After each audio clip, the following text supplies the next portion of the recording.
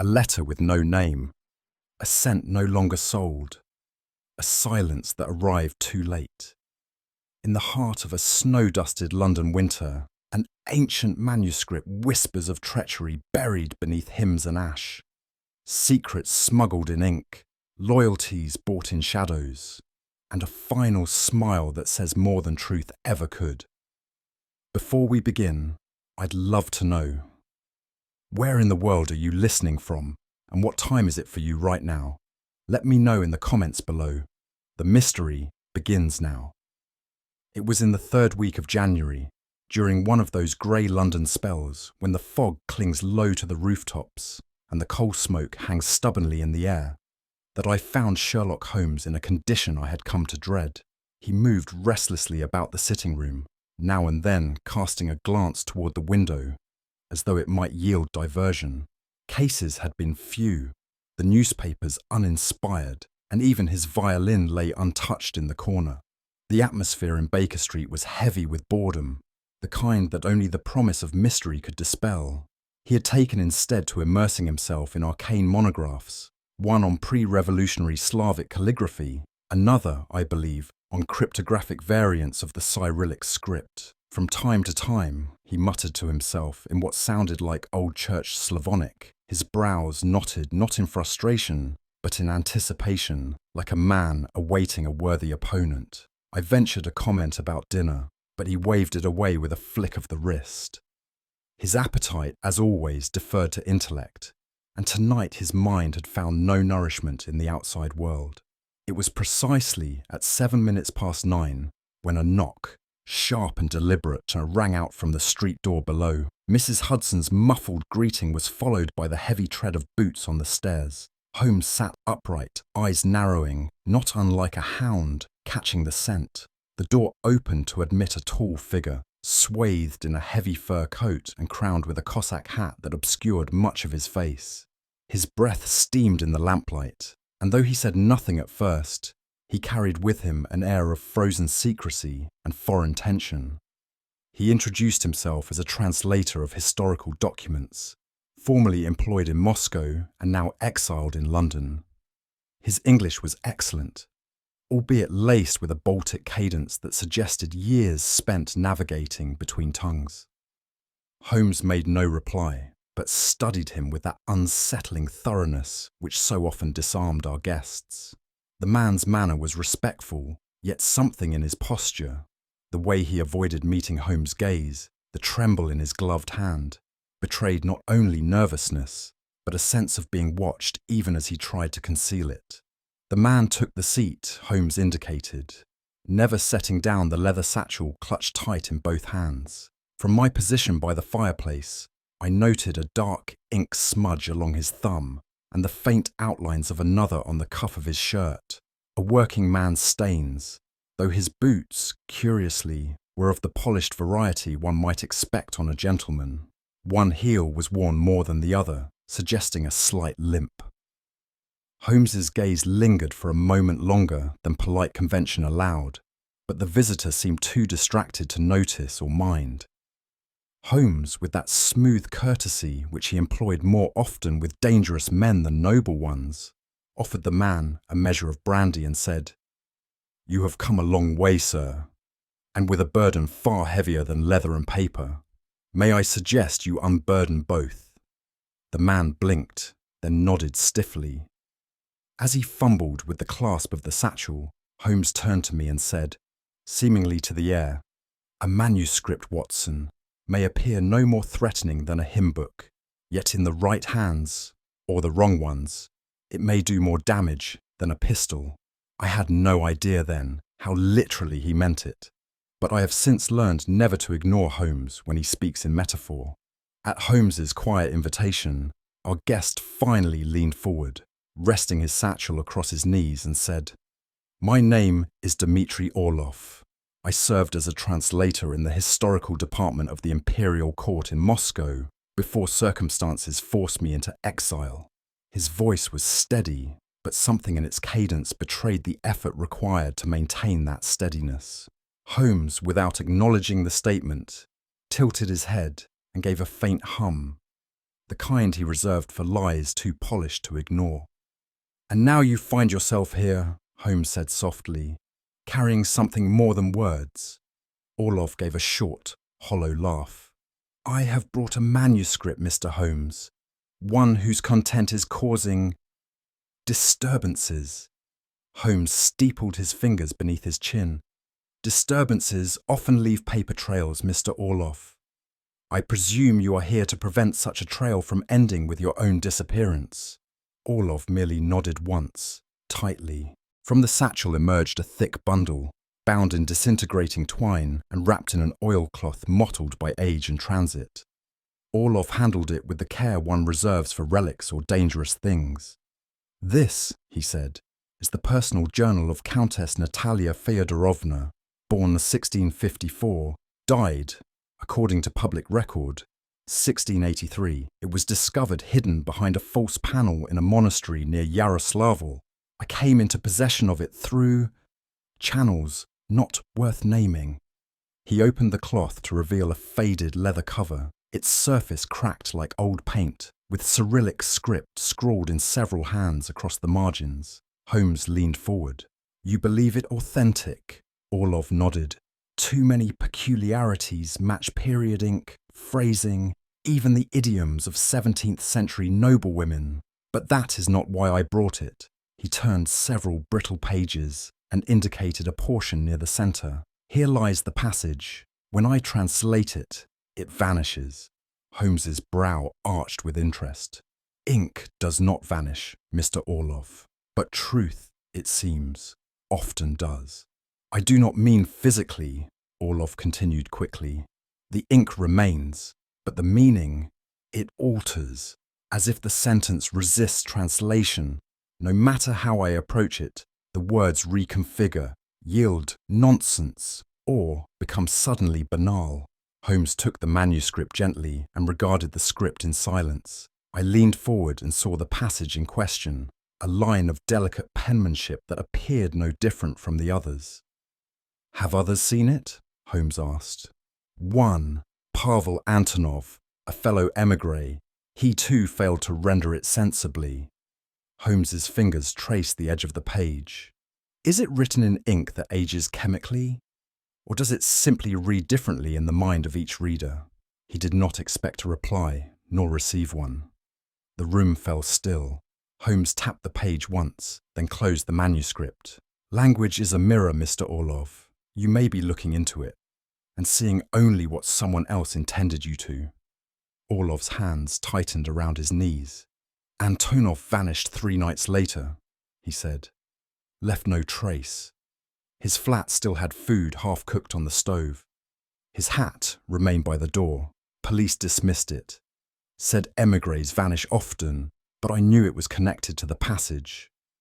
Holmes glanced at me briefly, then returned his gaze to Orlov. "Did he tell anyone else?" "Only me." He was cautious, but curious. "The passage, it possessed him. He believed it was not a translation issue, but a cipher, a mask." Holmes nodded slowly. "And so the mask swallowed him." There was no dramatics in his tone, only the calm recognition of yet another name added to a quiet register Holmes kept somewhere behind those sharp grey eyes. Orlov sat back in his chair, hollowed. "The next morning," Orlov said, his voice hoarser now, "a note was pushed through my door. No signature, no mark, just one word in red ink. Zabvenia." Holmes spoke the Russian softly. "Oblivion. Not the kind brought by death, I think, but the kind brought by forgetting." "Or erasing," Orlov said. He reached into his coat and retrieved the slip. It was roughly torn, the letters blocky and hastily written. Holmes examined it and passed it silently to me. Something about the ink, the way it bled at the edges, made my skin chill. "Who knew you had the manuscript?" Holmes asked. "Only Antonov, and now, you." Holmes folded the slip once, then again. "Then we are precisely 3, he said, standing on the lip of someone else's silence. Holmes's gaze, which had up to that point lingered on the paper, shifted with a suddenness that startled even me. He leaned back, his expression unreadable. "Tell me, Mr. Orlov," he said, "what was your rank before you took up the translator's pen?" Orlov's face tightened. "Rank?" "Yes, the sunburn along your left wrist suggests weeks recently spent outdoors, not in archives. Your fingers are cut and calloused, but not in the manner of scholars. The thumbnail of your right hand is broken inward, often a sign of pistol maintenance. And though your English is polished, your syntax is that of a man trained to report, not to write." Orlov said nothing. Holmes continued, "And then there is the tattoo, half concealed beneath your cuff. Infantry, if I'm not mistaken, Baltic front." Orlov exhaled slowly. "Yes, I served, but that life is behind me." "Ah," Holmes said, not unkindly. "Unfortunately, Mr. Orlov, secrets have longer memories than we do." For the first time, Orlov looked at Holmes not with fear, but with reluctant respect. Orlov shifted his weight, shoulders relaxing as if surrendering to a weight too long carried. "I did not lie about everything," he said. "The manuscript is authentic, but the interest in it is more than historical. There are whispers among the émigré community, rumours of a list, hidden inside the text. A list of names." Holmes said nothing, his fingers drumming against his knee. "Some say it is the location of a Romanov treasure. Others, more credibly, suggest it is a list of exiled agents loyal to the old regime. Spies, funders, men with influence. If such names fell into Bolshevik hands..." He trailed off. "You believe the passage is a key to the list?" Holmes asked. Orlov nodded. "Antonov suspected as much. He told me that the passage referenced folk ballads and certain musical phrases linked to cities. A code of some kind." "Ballads and bullets," Holmes murmured. "A dangerous pairing." Orlov's eyes met his. "Would you have turned it over to the authorities, Mr. Holmes?" "No," Holmes replied. "But I would have read it, before someone else writes something worse between the lines." Without further word, Holmes rose and extended his hand. "Leave the manuscript with me. I shall examine it thoroughly. Return here in 2 days' time, alone." Orlov hesitated, then stood and passed the satchel to Holmes, as though handing over something alive and venomous. "And Mr. Holmes," he added, pausing at the threshold, "if anything happens to me, then I shall know precisely where to begin looking," Holmes replied, and closed the door behind him. I waited until the footsteps had vanished down the stairs before speaking. "You trust him?" "No," Holmes said simply, "but he has delivered a question worth answering." He placed the satchel gently upon the table and turned to me. "Come, Watson, let us see what sort of truth hides inside a woman's diary, and whether it was ever meant to be read at all." It was a pale morning when Holmes and I found ourselves climbing the narrow staircase of a modest boarding house off Gower Street. The landlord, a reticent man with yellowing whiskers and a fondness for shrugging, had given us the key to Pavel Antonov's room with neither question nor comment. Holmes opened the door with the caution of a man entering a mind rather than a space. The room within was silent, undisturbed, almost prim in its austerity. A narrow bed, neatly made, papers stacked with monastic precision, a coat still hanging from the peg by the door. "It is the quiet that troubles me most," Holmes murmured. "It is not the silence of vacancy. It is the stillness of a breath held too long." He drifted toward the desk, fingers dancing along its edges. No overturned furniture, no drawers forced. "There is no struggle here, Watson, no violence, no interruption, save the man himself." I nodded uneasily. There was something eerie about the order of the place, as though its occupant had stepped out for a walk and simply never returned. Holmes stood still, his eyes narrowing as they landed upon the mantel. "And yet, something has shifted," On a small table beneath the window stood a chessboard. Holmes approached it with interest, stooping to examine its layout. Black to move, he muttered. Rook's gambit, and poorly defended. He touched the bishop lightly with his fingertip. A man interrupted mid-thought. I followed his gaze toward the clock on the mantelpiece, where the hands stood at precisely 10 minutes past 11. And yet Antonov was last seen alive at 10. Exactly, Holmes replied.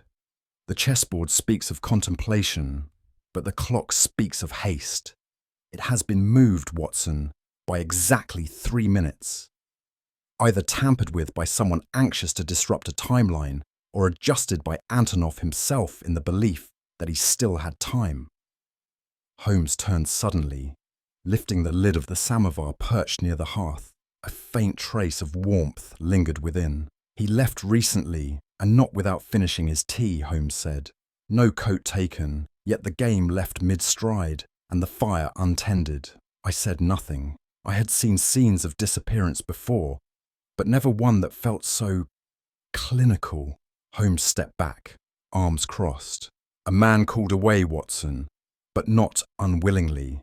That is far more troubling than a man dragged. Holmes's gaze swept the modest bookshelf near the writing desk, a humble collection of Russian classics, a smattering of religious treatises, and several linguistic reference texts. He moved his finger along the row and stopped abruptly at a small gap between Pushkin and Tolstoy. Curious, he said, crouching slightly. This collection is arranged by subject, not sentiment. There is a space here, Watson, where a book ought to be. I bent to look more closely. A missing volume. Indeed, a Russian-French dictionary, if the dust imprint is any guide, used often enough to leave an outline, but taken suddenly. What would he need it for? Holmes straightened. Not translation, I suspect, but correlation.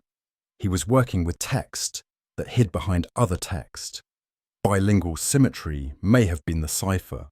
He stood in silence a moment, then turned. Come, Watson. There is more to learn in books that have vanished than in those that remain. By that afternoon, I found myself waiting across from the Russian Library Society in Marylebone, watching Holmes disappear inside, dressed in a heavy coat, wire spectacles, and an accent more Bavarian than believable. He had donned the identity of Herr Klaus Bremer, a Prussian bookseller specializing in 17th century theological texts. The transformation was swift and astonishing, his voice clipped and nasal, his body hunched with the weight of imaginary years spent amid vellum and ash. I had no doubt the librarians received him as one of their own. When he emerged nearly 45 minutes later, his eyes gleamed with quiet satisfaction. Instructive, he said simply. Antonov had recently borrowed 3 texts. One, a liturgical register of Orthodox hymns. Another, a commentary on Slavonic poetry. And, most notably, a personal memoir of Gregor Malakoff, the art dealer. Malakoff, I echoed. That name sounds familiar, yes, and infamous, Holmes replied. He is a collector of rarities, but more pertinently, a man who understands how secrets are written into objects and how to extract them. I followed Holmes into the fading light, questions still forming. He did not slow. When Holmes rejoined me near Cavendish Square, he walked with that particular gait I had come to associate with discovery. Without waiting for my query, he said, Antonov was in correspondence with a man named Gregor Malakoff. The name stirred something faint in my memory. Should I know it? I asked. Holmes gave a small, knowing smile. You should. If you'd read the customs reports I left for you 2 months ago. I reddened slightly. Ah, that Malakoff. The very same. Art dealer, financier, and former attaché to the Tsar's inner circle. Now a ghost moving through the corridors of London's émigré elite.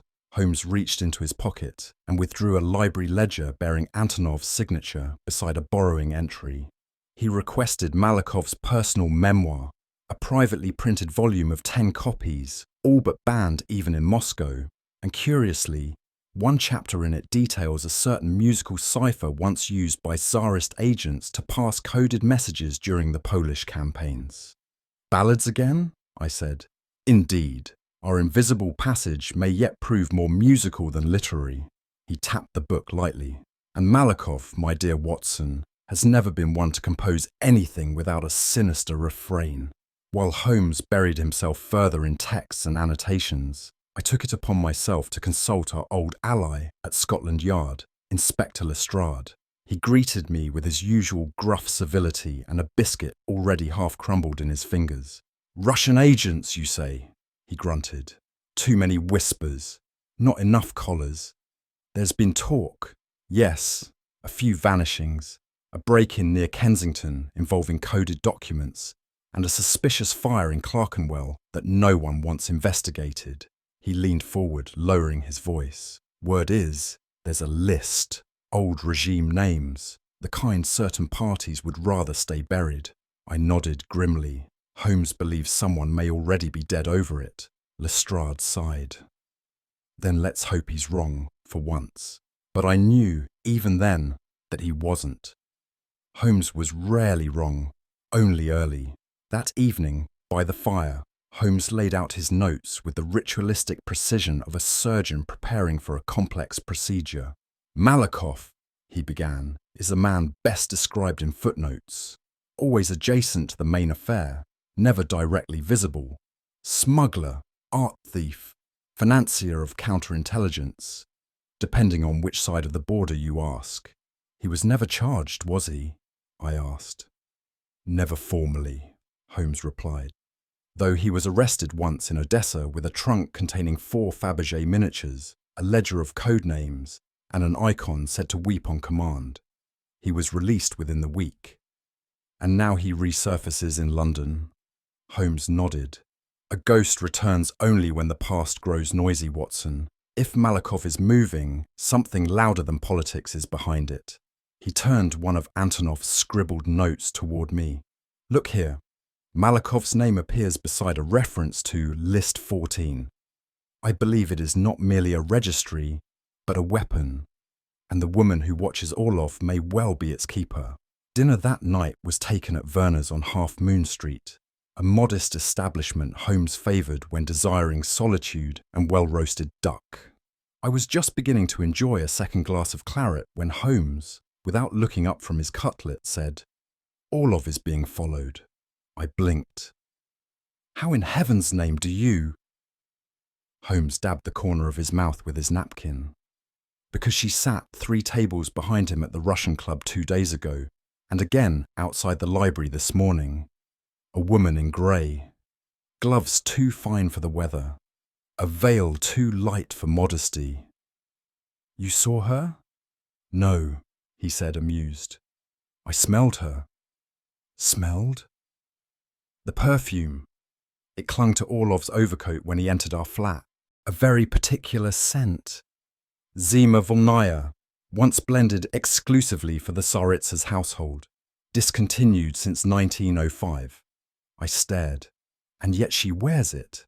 Which tells us 2 things," Holmes said. "First, that she has access to things no longer sold. And second, that she wants us to know it." He set his fork down. "This is no mere foot soldier. Whoever she is, she's sending signals." "To whom?" I asked. Holmes smiled faintly. "To those who can still read the scent of a vanished empire." Holmes has often remarked that truth, when too bluntly declared, slips through society like oil on glass, noticed but not believed. Yet when whispered, when dressed in ambiguity and let loose among the curious, it clings, multiplies, and returns with teeth. It was with this philosophy that he sent word through the cafes and salons of the Russian émigré circles that the mysterious Romanov manuscript had been deciphered in full. He chose his messengers with care. A bookseller near Bayswater, a widow with diplomatic ties in Notting Hill, and a disreputable violinist with a love of drama and just enough credibility to make the tale worth hearing. Within 48 hours, the rumour had done its work. Holmes feigned disinterest, but I noticed the way he watched our window longer. his pipe unlit, his posture coiled. "They will come," he said finally, "because they cannot afford not to." "And if they don't?" I asked. He gave a dry smile. "Then I shall know the manuscript is a forgery, and Orlov a liar. But if they do come," he leaned back, "then we shall finally learn who among these ghosts fears the light, and what secret they buried beneath a woman's hand." It was the following evening when I first noticed her, the woman in grey. She stood across from Baker Street, half shrouded beneath the shadow of a soot-streaked awning, her veil drawn not in modesty but calculation. She made no attempt to approach, nor did she retreat. She merely waited. Twice I saw her eyes, pale, unwavering, fixed not on our door but on the upper windows, as if assessing the temperature of the minds behind them. "Subtlety has never been the strong suit of Moscow's old agents," Holmes murmured beside me, following my gaze.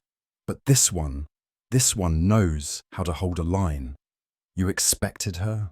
"In profile, yes. The scent confirmed it."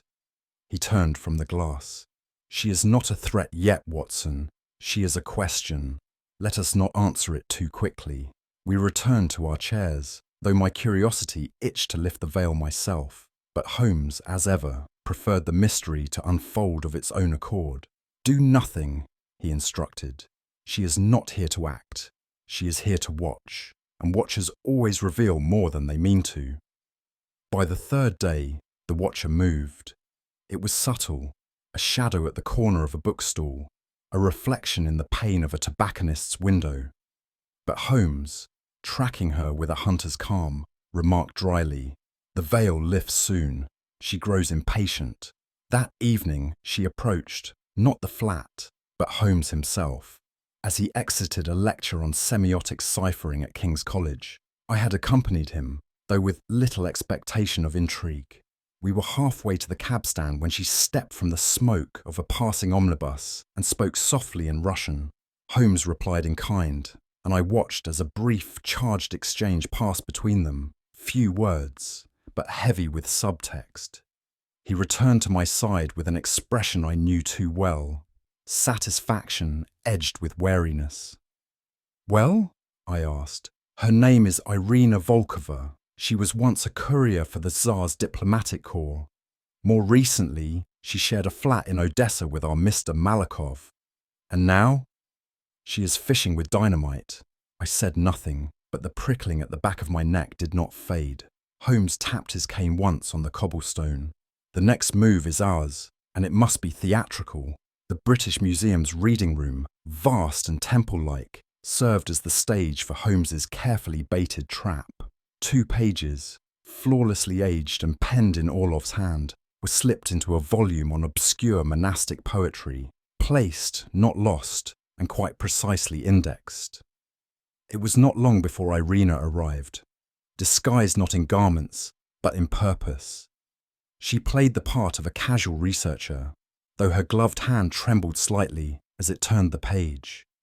She read quickly, her eyes darting not only across the text, but across the room.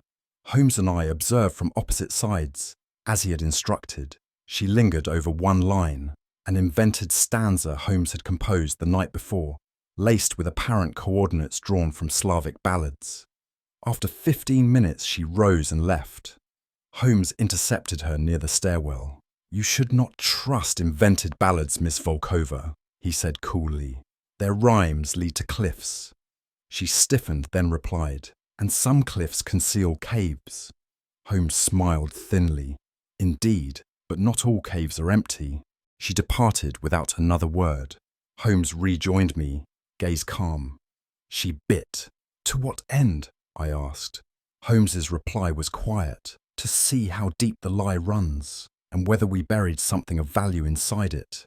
It was 2 nights after the episode at the reading room when Irina Volkova called upon Holmes, unannounced, though clearly expected.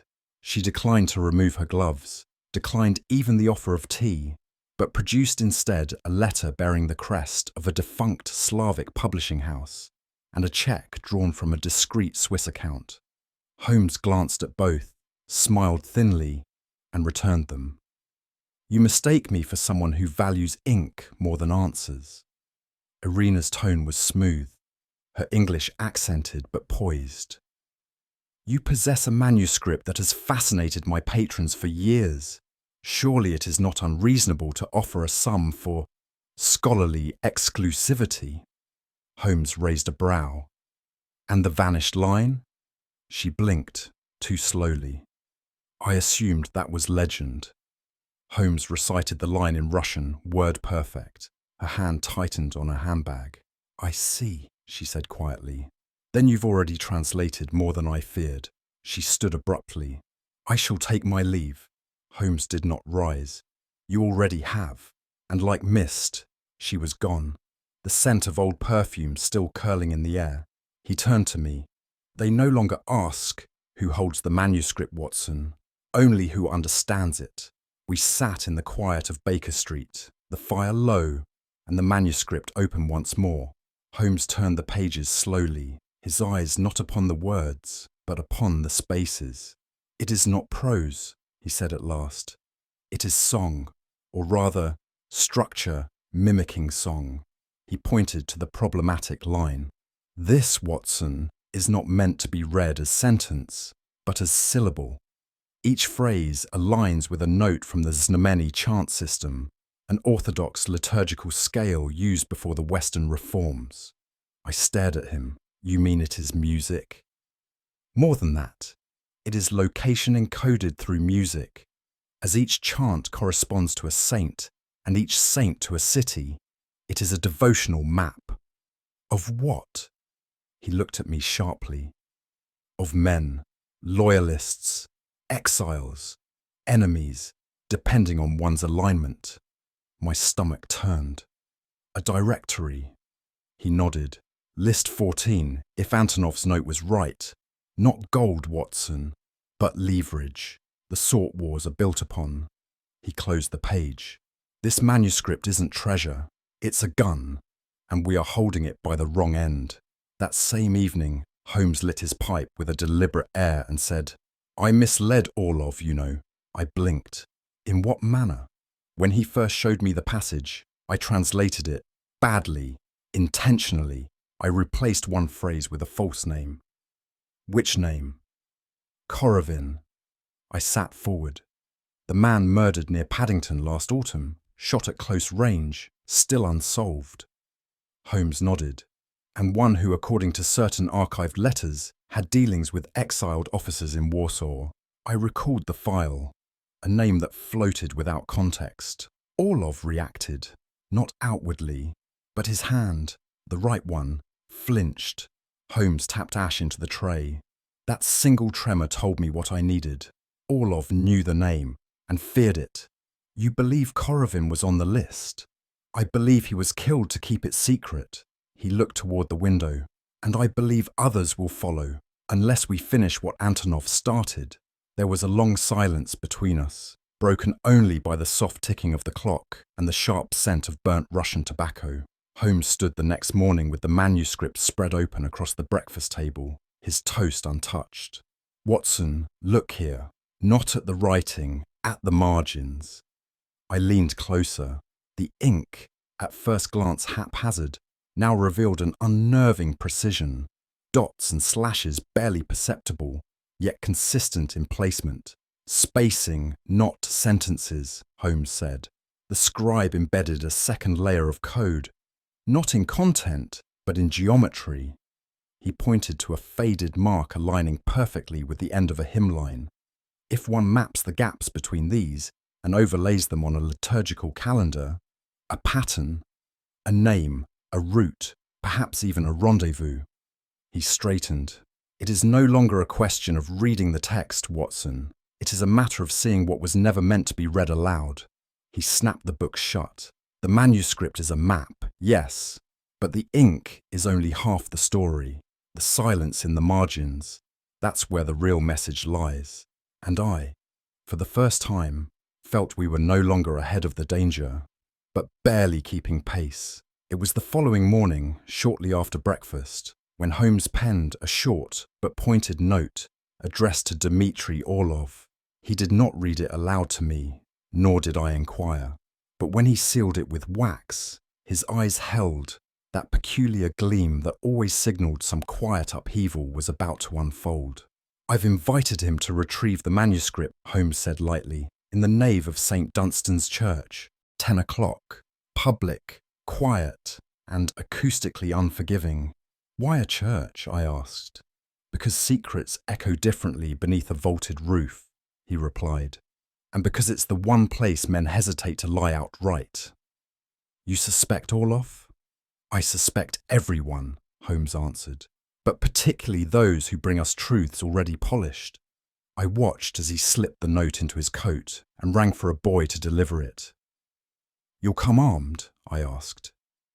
"I shall come with the truth," he said calmly, "and a copy of the manuscript, altered slightly.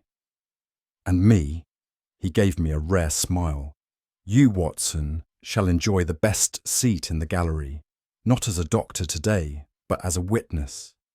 It was all he said, but I understood then that we were walking not toward revelation, but toward confrontation. St. Dunstan's, with its cool air and time-worn pews, welcomed few visitors at that hour. Holmes arrived early, his cane tapping softly against the stone aisle, and took his place beneath the pulpit with a small parcel beside him. I had entered separately, mounting the gallery steps with cautious tread, and positioned myself where I could see without being seen. From that high vantage, I watched the moment stretch. Holmes sat in stillness, his face unreadable in the faint morning light that filtered through the clerestory windows. He did not glance up. 10 o'clock passed, then 10 minutes more. At last, the great doors opened with a whisper of hinges, and a figure stepped inside. Not Orlov, but another man, broader of shoulder, slower in step. The way Holmes's hand moved slightly toward his coat told me he had anticipated this deviation.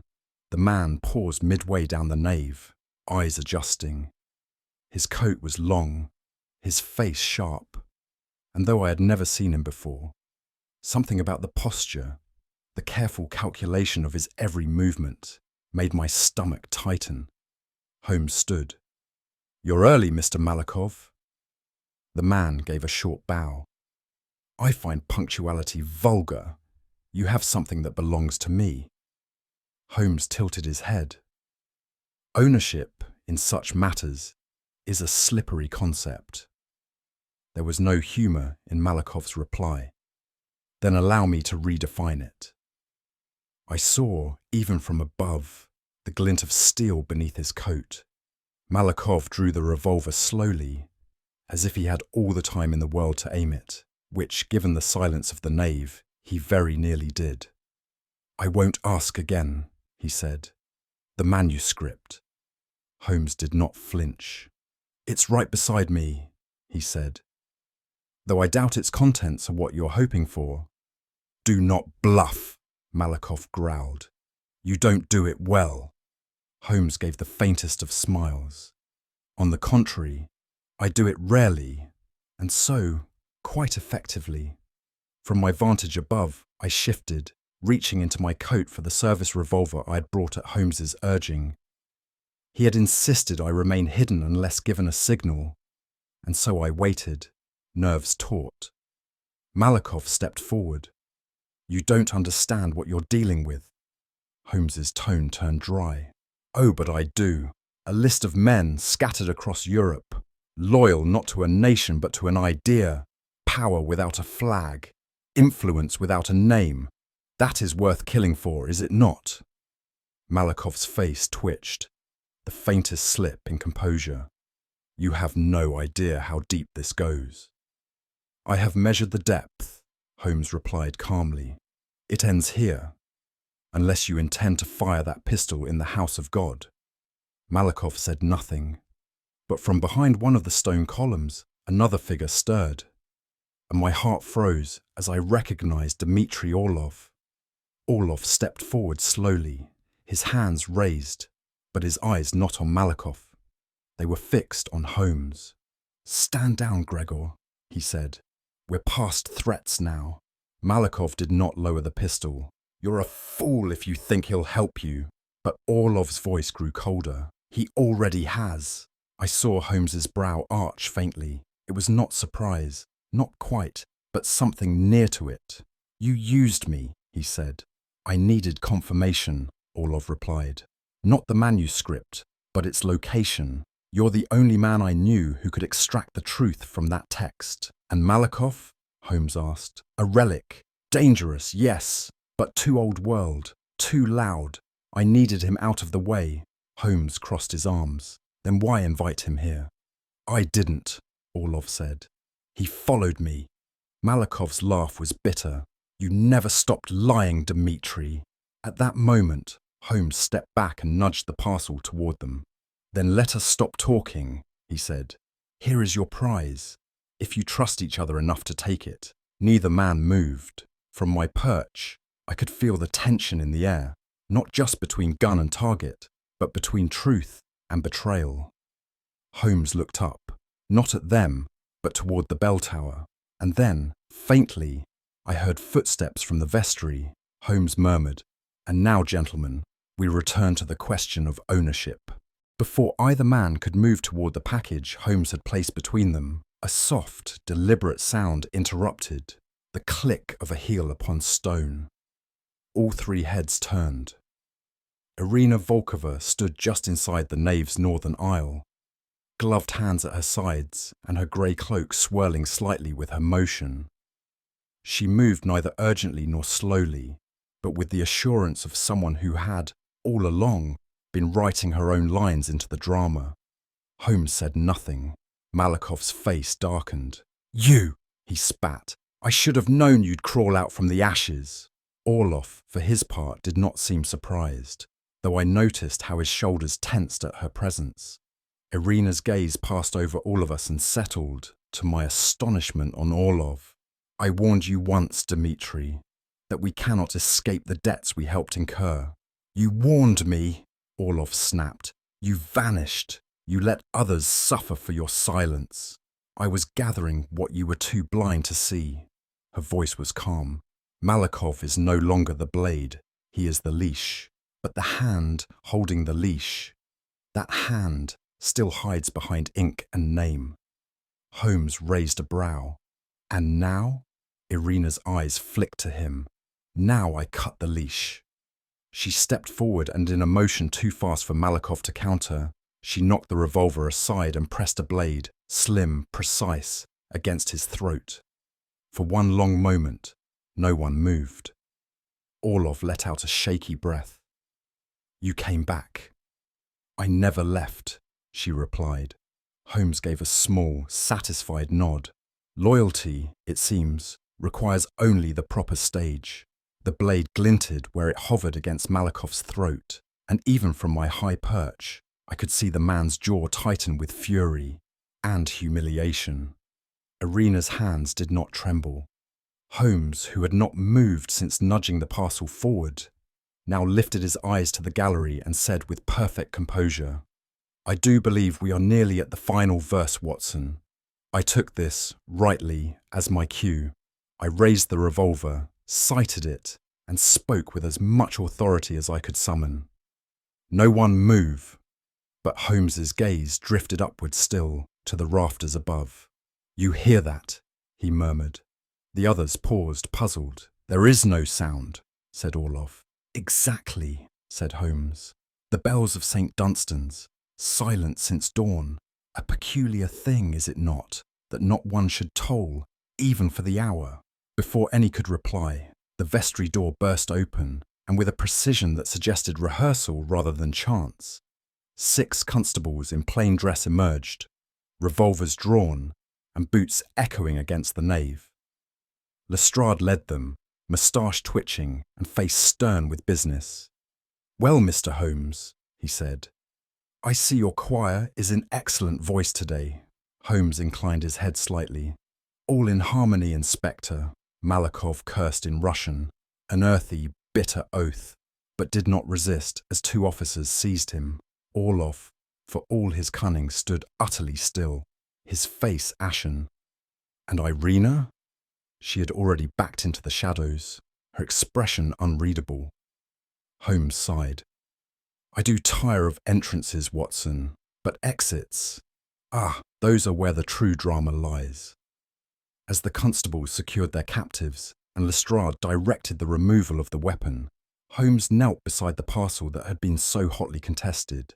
He opened it slowly, almost with reverence, and revealed, to my complete bafflement, a series of pages inked in thick Cyrillic, the same as we had seen before. Malakoff gave a bitter chuckle. So that's it. But Holmes merely closed the folio and turned toward me. Watson, would you be so good as to hand me your medical bag? Surprised, I did as he asked, passing down the battered leather case I'd carried since the war. Holmes opened it, reached beneath the inner flap, and withdrew a second bundle, thinner, more worn, and fastened with a strip of blue ribbon. This, he said, holding it aloft, is the true manuscript. Orlov's face contorted. You had it with me all along, Holmes finished. Irina was right. The hand behind the ink lies deeper than anyone's cipher. It is not the words that matter, gentlemen. It is where they lead. He gave the fake copy to Lestrade. This one will satisfy the public and frustrate our Russian friends abroad. But the real work, Inspector, that lies in here. Lestrade took it with a sigh. I trust I'll need a translator. Several, Holmes replied. Preferably ones with a fondness for 18th century folk ballads and an aversion to politics. In the confusion that followed, papers gathered, prisoners removed, Lestrade making the sort of noises he reserved for foreign entanglements, no one noticed at first that Irina was gone. It was only as I turned to speak to Holmes that I realised the grey cloak was no longer visible among the shadows. She slipped away, I said.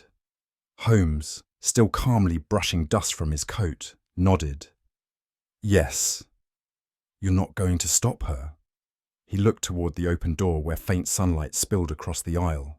She's not the threat today, Watson, nor tomorrow. And the manuscript was never hers to steal, he said. But she read it and understood what it meant. That, perhaps, is enough. We stood there in the fading quiet of the church. The echoes of a drama now ended lingering like smoke. Holmes, I said at last, you knew she would choose a side. He looked at me with that enigmatic half-smile of his. No, my dear fellow, I only knew she would not remain in the wings. And with that, he turned, cane in hand, mind already racing ahead, while I remained behind for a moment longer, wondering, as I so often did, how much of the performance had been his, and how much merely inevitable. We returned to Baker Street not in triumph, but in that peculiar silence which only accompanies a mind still sorting through the ashes of its own blaze. Holmes, as ever, showed no outward signs of fatigue, but I had learned by then that his quiet was not the absence of thought, but its highest concentration. He went immediately to his violin, drew the bow once across its strings, and then placed it back upon the shelf, as if testing the tension of the air, finding it wanting and letting it lie. Would you say, Watson, he began without turning, that a lie, once committed to paper and bound in leather, becomes more dangerous than any bullet? I blinked. I should say it depends upon the hand that reads it. Just so. He dropped into his chair, fingertips pressed together in that attitude which I had come to associate with revelations. And yet the truth, when buried too deeply, begins to ferment. This particular truth, hidden in verse, wrapped in incense and ritual, was never meant to be exhumed. I took the seat opposite, notebook at the ready. Then you are certain now what the manuscript truly was? Holmes gave a faint smile. Certain, yes, though I must admit, it took Irina's intervention and Orlov's betrayal to provide the final verse. And Scotland Yard? I asked. He waved a hand dismissively. They will catalogue it, file it, possibly lose it. But it is not for them I solved it, Watson. Holmes rose then and removed from the drawer his notes. together with a single leaf from the manuscript itself, the genuine one, retrieved earlier from my medical bag. He laid it flat upon the table and invited me to look. To my eye, it appeared to be a devotional hymn, richly composed and ornamented with phrases that sang of mercy, intercession, and divine light. "You see only what you are meant to see," Holmes remarked, tapping a finger at the fourth line, "but count the spacing between each verse." I did so. They seem uneven. Precisely. The spacing is deliberate. The scribe has built a framework not of rhythm, but of correspondence. Every indentation matches a name. Every pause conceals a person. He placed a thin sheet of paper over the leaf, upon which he had transcribed a grid. Across it, running vertically through the lines of the hymn, were names. Cyrillic mostly, but a few anglicised. "These," he said, "are the agents." I stared. "You're saying this is not a prayer?" "Oh, I dare say it is. A very particular kind of prayer. A roll call for those who serve the Tsar abroad, buried in plain sight, sanctified by psalm and pen." My head swam with the implication. "But how did you know to look?" "The meter was wrong," Holmes replied simply. "Folk hymns, particularly those traced to the Rostov codices, follow a distinct choral cadence. This one tripped itself on every fifth line, a stammer in song, you might say, enough to raise suspicion. And yet," I said, still staring at the names, "to conceal men within such verses, it is almost poetic." Holmes nodded. "Indeed, Watson, poetry is the most effective disguise of all, especially when blood sings behind the ink." Holmes leaned forward, his eyes gleaming in the lamplight with that peculiar brightness I'd come to associate with moments of intellectual conquest. "You will recall," he began, "that the hymn bore marks in the margins. Tiny symbols, no more than flicks of a pen. At first glance, meaningless. But once I considered the liturgical numbering system used in the Orthodox calendar, they began to speak." He took another paper from his file, a reproduction of the manuscript's border notes. "Observe this mark here, a reverse omega, followed by 3 dots. A date?" I guessed. "A stanza," Holmes corrected. "The Orthodox hymnals are structured not merely by page, but by sacred sequence. Each symbol correlates with a feast, a fast, or a specific litany. Each litany numbered and known only to those educated within the seminary." He smiled faintly. "Luckily, my correspondence with the librarian at Novgorod proved most illuminating." I shook my head. "So these symbols guided you to the correct stanzas. And then, once the stanzas were isolated, I arranged them as one would arrange entries in a ledger. Each first word from the chosen lines formed an anagram, crude at first, but insistent. The names emerged once I adjusted for phonetic drift and transliteration. He handed me the complete list.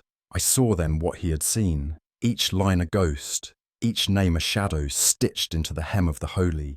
"But why go to such trouble?" I asked. "Why not use a cipher directly?" Holmes leaned back. "Because, Watson, in a country where priests and poets are watched more closely than politicians, the safest place to bury a name is beneath a prayer." I examined the list once more and stopped short at the name Korovin. "Holmes," I said slowly, "we've heard that name before." He nodded, his expression turning grave.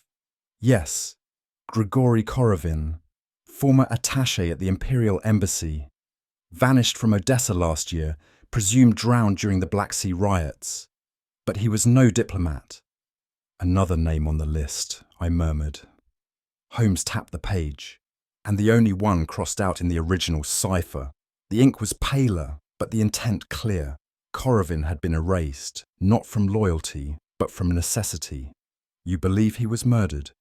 "There's no question," Holmes replied. "He was seen boarding a steamer for Varna. That steamer never docked. 2 days later, a courier delivered Korovin's seal ring to the embassy in Vienna. No note, no explanation. I felt a chill pass through me. Then whoever holds the rest of this list is already calculating the next erasure, Holmes finished. He stared into the hearth for a long moment, then said, almost to himself, "There is a cost to unearthing secrets, Watson. Not all truths wish to be known. Some kill simply to remain forgotten." "And Irina?" I asked. Holmes shook his head. "She understands that cost. Perhaps too well." There was a silence then, not empty, but full of things unspoken. I closed my notebook. Holmes did not move. Outside, the fog coiled once more about the city's throat. Inside, Baker Street remained still, save for the slow scratch of Holmes's pen, writing down the names of the dead. It was some time before I spoke again. The magnitude of what Holmes had uncovered seemed to grow rather than diminish in the stillness of our sitting room. At last I said, "It's difficult to say what the list truly is. A weapon, perhaps." Holmes laced his fingers and regarded the fire.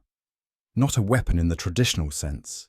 No one dies from ink and vellum, Watson, but men kill for what such things represent: power, position, the knowledge of who serves whom and why." "But surely," I ventured, "those names are valuable only to governments." "To governments," Holmes agreed, "and to those who wish to blackmail or betray them. Consider this. If you possessed knowledge that half a dozen well-placed gentlemen in London were feeding intelligence to St. Petersburg, how would you employ it? With discretion, one could become kingmaker and executioner both." I sat back. So the manuscript was not treasure in the way most men understand it. Holmes smiled thinly. No gold, no emeralds, not a single glittering gem. And yet I dare say it would fetch a higher price in Whitehall than the Koh-i-Noor itself. "And Orlov?" "A courier," Holmes replied. "Loyal, but perhaps too clever for his masters. He believed he could read the game and bend it, but the rules were written in St. Petersburg, not here." "And Irina?" At that, Holmes paused. "A cipher within a cipher, Watson. She chose Orlov in the end, or seemed to. Perhaps it was always the list she served, not the man. In espionage, loyalty is a coin quickly spent." He rose and poured himself a small glass of sherry. "No, my friend, the manuscript was not a relic of the church. It was leverage. And there are few things more dangerous than knowing who owes whom." I leaned forward, filled now with the burning curiosity that had plagued me since the case began. "Holmes, if I may, how did you truly know? The missing hymn, the deception, even Irina. I followed, but I did not see." Holmes gave one of his small, ironic bows. "That is because, Watson, you are a physician of the body. I merely practice medicine upon deception." He stood and began pacing, fingertips together. "Let us begin with Orlov. He was too grateful, too eager to hand over the manuscript. His humility was rehearsed. Real desperation never comes polished. He'd already known where the list would end up. He merely needed confirmation." "And Irina?" I pressed. Holmes's eyes narrowed. "Her perfume, Watson, an extinct blend, once manufactured by the House of Belova in Moscow, discontinued 5 years ago when the Tsarina withdrew her patronage. And yet, I detected it clinging to the corner of the original manuscript weeks before we ever met her. Only one person I knew of wore it, but she wasn't there." "No?" he said, lifting a brow. "And yet Antonov's apartment, after his disappearance, smelled faintly of it. He had no female callers, and his maid was near to blind. It was Irina who paid him a visit, possibly more than one. She was tying off ends, Watson." "And the dictionary?" "Ah," Holmes beamed.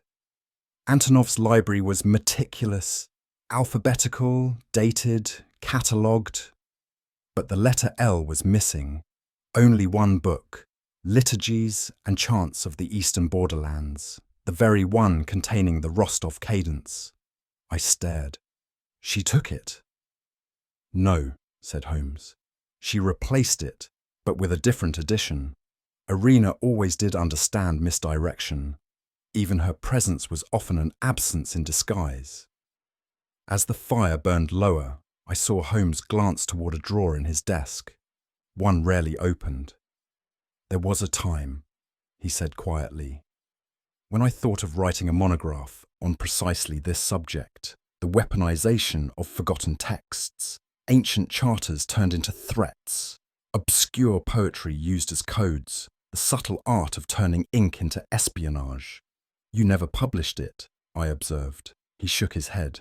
I burned it. After Khartoum, the idea proved too suggestive even to me. I feared it might serve the wrong minds. I was silent, for rarely had I heard him speak of restraint in such terms. There is a line, Holmes said at last, between insight and incitement. I prefer to remain on the correct side of it, however thin it may be. And with that, he folded his long fingers and sat once more in perfect stillness, the ghosts of unwritten pages flickering in the firelight. Still, I said after a time, you let her go, Irina. You knew she was part of it. Holmes did not reply at once. Then he said, would you have had me summon Lestrade? Clink irons upon a woman who played her part more cleverly than any man in the room. She was no innocent, I said. She manipulated all of us. Holmes regarded me coolly. And yet she killed no one. That task was assigned to others. She dealt in shadows, not daggers. But you feel nothing, I asked. Not even the slightest regret. His eyes flicked toward the window where the fog pressed against the glass like a hand. Emotion, he said at last, is best reserved for poetry. In espionage, it is merely a liability. And with that, he turned back to his violin, drew the bow once across the string, a single mournful note, and then allowed silence to reclaim the room. The last days of December brought a hush to London unlike any other time of year. Not merely from the falling snow, which blanketed even the most quarrelsome alleys in reluctant grace, but from something quieter still, as if the very pulse of the city slowed in contemplation. Holmes and I sat once more by the fire at Baker Street, the amber flames casting long shadows across the Turkish rug that bore the wear of countless muddy boots and impatient pacing. Outside, snowflakes gathered gently on the windowsill, each one a whisper that the world, for a moment, might forget its secrets. Holmes, curled in his armchair with his fingers steepled beneath his chin, had not spoken in some minutes. I did not disturb him. The work was done, the list intercepted, the damage mitigated, the dead accounted for in their cold, official fashion, and yet something about his stillness made me wonder whether victory had ever tasted more like ash than triumph. I reached for the poker and stirred the coals, listening to their faint protest. Holmes' eyes did not leave the fire. There are some storms, he murmured, that leave no footprints, only silence. And somehow I knew exactly what he meant. The silence stretched between us like a thread drawn taut, and I broke it only to say, "You don't seem pleased." Holmes raised one eyebrow. "Should I be?" "You solved the case." "Yes. But resolution and satisfaction are not always twin phenomena, Watson." He tapped the arm of his chair lightly. "What we intercepted was not merely a list. It was the reflection of an empire, decaying by inches, a web of betrayal spun in candlelit rooms. It is one thing to catch a criminal, another to glimpse the machinery behind him." "You believe the manuscript will be used?" I asked. Holmes gave a dry chuckle. "Oh, it will be used, rest assured. Perhaps to preserve peace, or to negotiate another kind of war." I frowned. Then what was the point? He looked at me then, with that curious expression of distant fondness. "To know, Watson, even when we cannot mend the world, there is value in seeing it clearly." "Do you think Orloff ever told the truth?" I asked, more to myself than to Holmes. He responded at once, without shifting his gaze from the fire. "Once or twice, perhaps, when it suited him, but never entirely. Truth, said Holmes, is a commodity like tobacco or tea. It is packaged, rationed, and sold in measures designed not to satisfy, but to entice. And what of Arena? He paused. Arena told the truth with her silences. That is a rarer skill. I reflected on his words, the face of the woman with sapphire eyes swimming behind my thoughts. So we were never told the whole story. Holmes gave a rare, rueful smile. My dear Watson, if we were ever told the whole story, the world would be a far more dangerous place. No, what we are given is enough to act. The rest, as always, is smoke and mirrors. His voice dropped a note. And ink, of course, always ink. It arrived with the second post, a small envelope, cream-coloured and unremarkable, save for the absence of any name or seal. Holmes opened it without comment. Inside lay a single pressed violet and a folded sheet of stationery bearing no words. Yet before Holmes had even brought it to his nose, I had caught it, the faint trace of that now familiar perfume. He said nothing, but his mouth curled slightly at one corner. I saw the briefest flicker of something pass through his eyes, not regret, nor fondness, but recognition. And then, as always, he let it drift into the fire. The bells tolled faintly through the snow, distant, irregular, carried on a wind that could not decide whether to warm or wound. Holmes rose, stretched languidly, and poured us both a final brandy. I lifted mine in silent salute. To what, precisely? I asked. He raised his glass. To illusions, Watson, the most durable currency in human affairs. We drank. He set his glass down and added with a glint of humour, and to the next cipher, for if there is one thing this case has proven. Yes? He smiled faintly. It is that secrets rarely sleep, they merely hibernate. And with that, the fire cracked once more, and Baker Street, for the moment, was at peace. As the embers in the grate gave their last reluctant sighs, I glanced toward Holmes, who sat motionless, fingertips pressed together beneath his chin. The unscented letter still rested on the table between us, its meaning clear only to him. She walked free, Holmes, I said quietly. After everything, you let her go. Holmes didn't turn his gaze from the window, where snow gathered like ash on the sill. There are truths, Watson, he said, which are too dangerous to prosecute and lies too beautiful to expose. Justice, in such cases, must surrender to balance.